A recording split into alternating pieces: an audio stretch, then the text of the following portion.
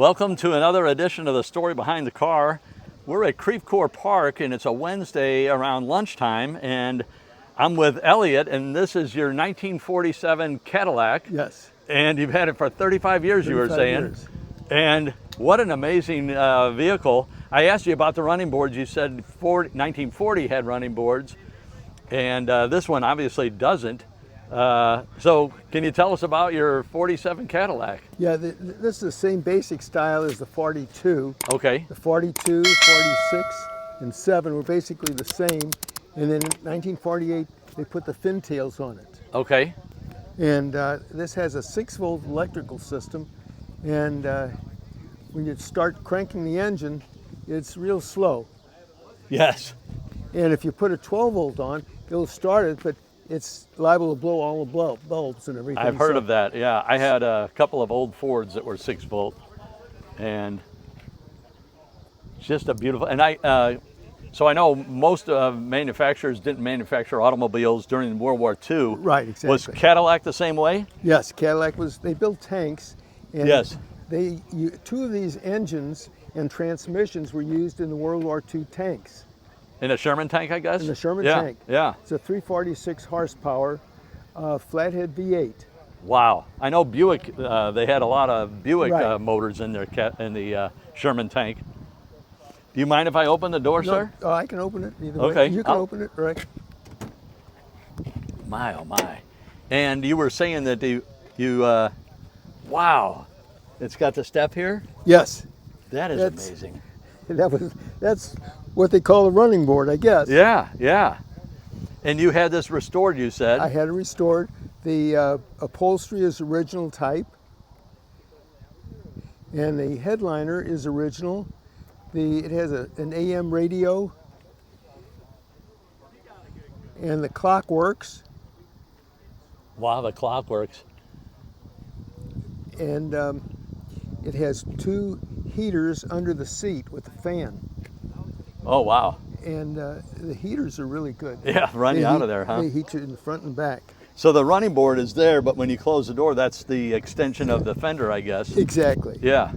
And then this I had restored also, the wood paneling, body by Fisher, Yeah. Fleetwood. Yeah, well, body by Fisher and Fleetwood, yeah, because I know General Motors, that was body by Fisher. Because back in the beginning of automobiles, they had body companies Exactly. that made the bodies. Yeah, this is, in early Fords, they had that. It's not wood, but it's the faux wood on metal. Right. Yeah. And in the back seat, there's plenty of room in the back seat. Oh my gosh. This is just amazing. And they have the rope bar so you can scoot yourself across. Yes. And in those days, more people were smoking, so they had ashtrays in the back with a lighter.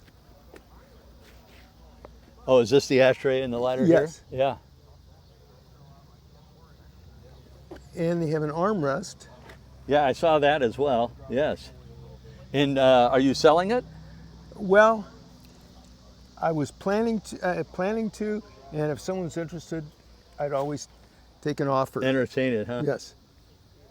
I'll put that on the video just in Okay. case, if someone wants to contact you. And do you remember the days of the suicide doors? Yeah. Okay, well, I think this armrest, instead of being on the door, was over here, so in case the doors would fly open, the passenger would fly out. Yes. Safety first. Yeah, exactly. And it has, these are 3-inch white walls I had made, I think, can't remember the name of the manufacturer of the tire, but they were, these are modern tires made in Japan. Okay. Wherever they're made. And they're modern radial tires with a 3-inch white wall strip. Yeah. And bumperettes on the front and the back. Yes.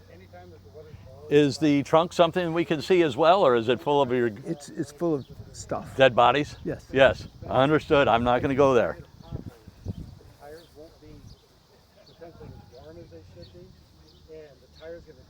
Oh, and this is the backup That's light? a backup light, which is an option, was an option at the time for about $25. Yeah.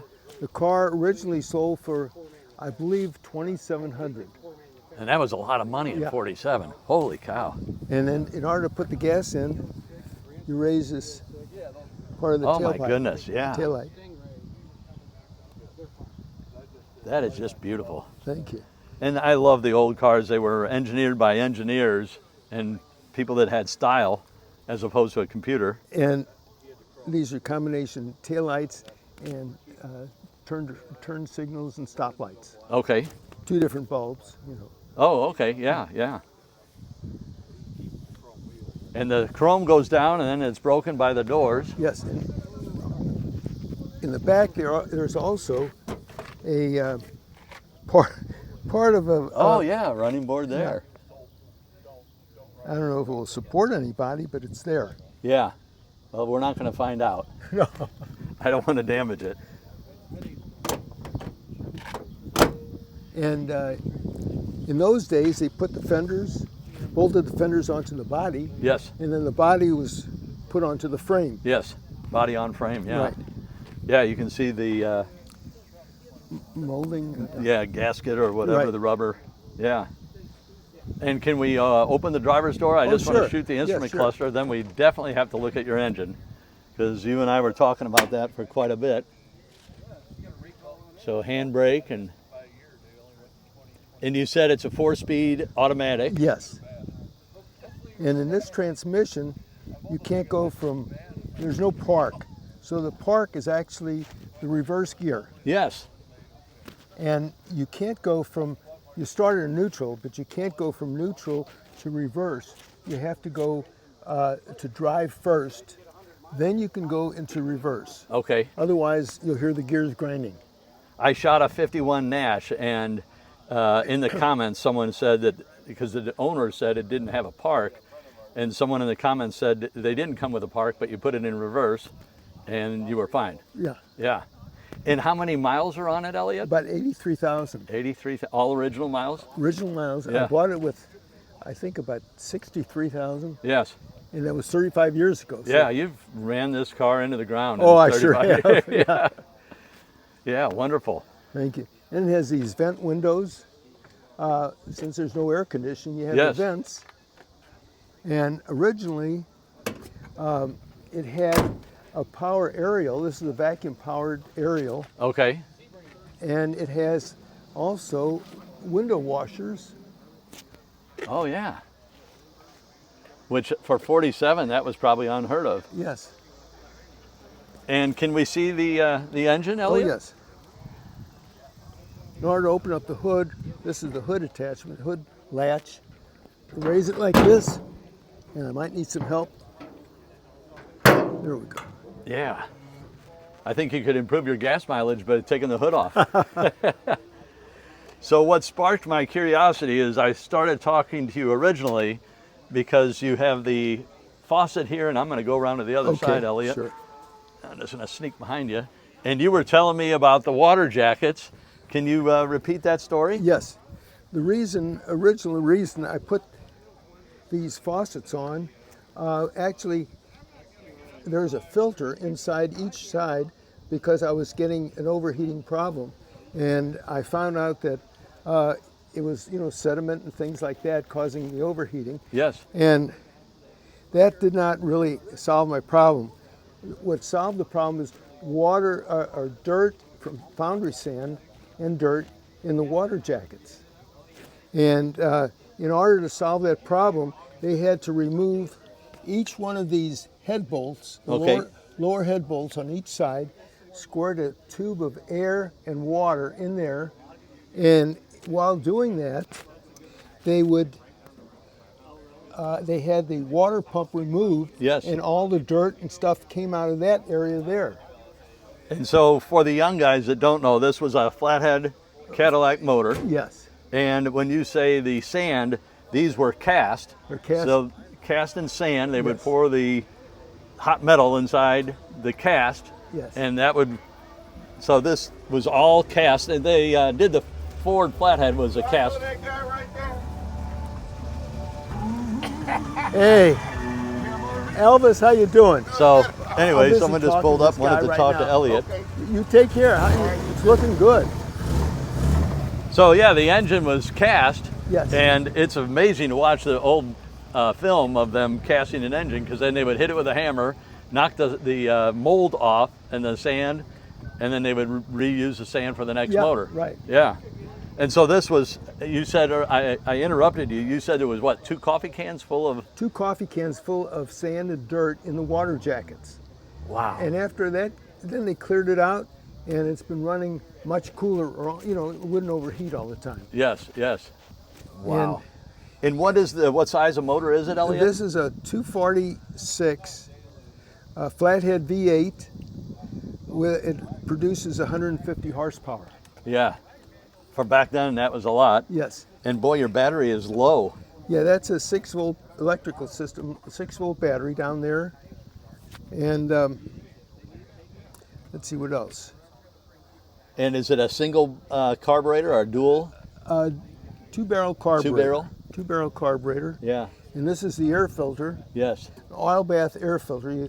It's a silencer also. So you take that out, and there's oil inside that you dump out and put fresh oil in. Yeah. I like the old instructions. You just dig a hole, put some rocks in there, dump the oil on top, cover it back up. Right, right. And when I was a kid, we had a neighbor that he used to change his oil, and he would pull up on the curb over the sewer, pull his plug, and he would go down the sewer. But that was in the old days. Yeah, that was in the 60s where Yeah. you didn't think about that stuff. Let's see what else. Oh yeah, in World War II they used 2 of these engines and 2 transmissions for the Sherman tanks. Okay. So evidently they were pretty sturdy. Yes, yes. I'm going to slide around to the other side, and I have to ask, Elliott, how has this car changed your life since you've owned it? I've really liked it. I'll tell you, it really, it's just an additional interest, additional hobby. Yes. You know, you can leave it, or you can participate in whatever you want to do. Yeah. And I've been going to Easter shows for years. In fact, I went to one Easter show, and I would go, it was a little cloudy, and coming home, we had some snow. Yes. So with the 6-inch, actually they're 9-inch wiper blades that are vacuum operated, so when you're going up the hill, they slow down or stop. Yes.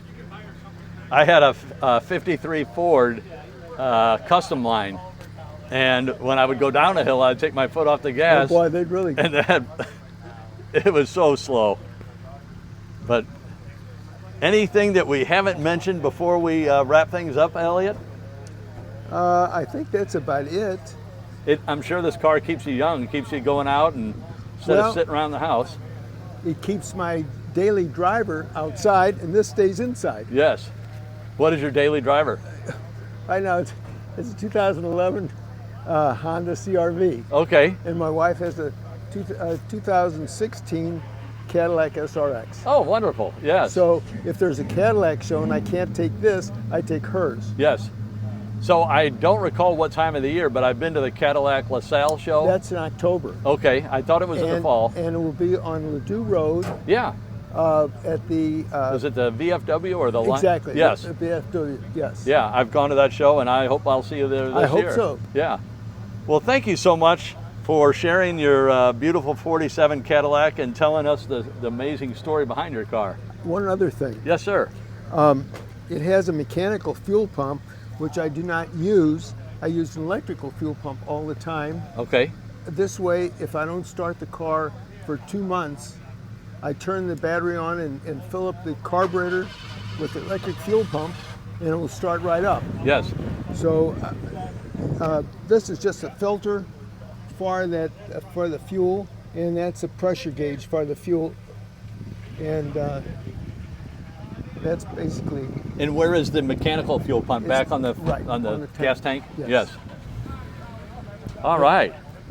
Well, Elliott, thank you so much, and it's a pleasure meeting you as well. You young guys are great. Thank you. Thank you for saying Yes. Well, thank you, Elliott. Okay, I appreciate it.